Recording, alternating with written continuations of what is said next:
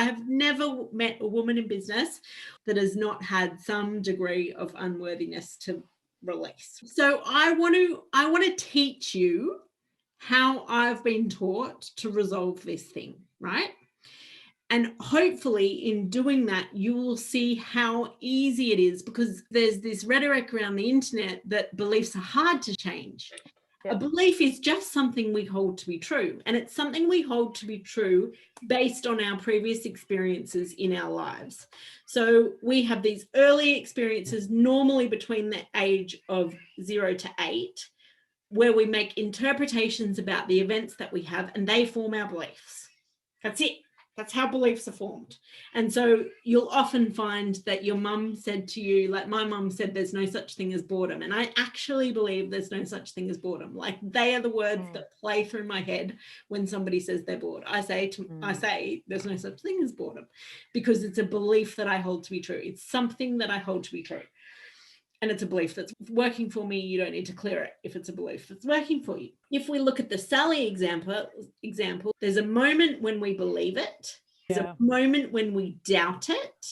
Then there's a moment where we're told it's not true.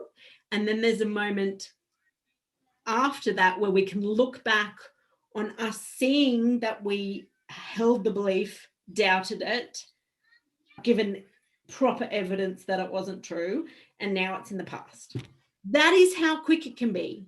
When we look at something like unworthiness, the same things happened. We've had a series of events in our life where we have interpreted those events in some way or another that we were not worthy as a result of those events, probably because we had an immature brain and were not able to interpret the events like an adult, right?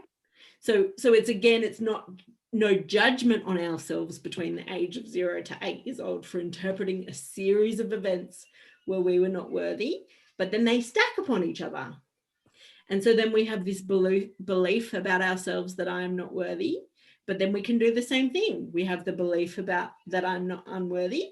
Then a lot of what we're doing in the Mindset Magic membership is we're collapsing that belief and giving it some doubt. Oh, you probably already got the doubt that maybe you are worthy.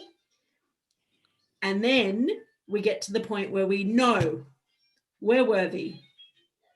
And then we can look back on that process. We can look back on that process and see that we held that belief as a perfectly logical set of experiences and stacked interpretations from a young, immature, not emotionally capable brain.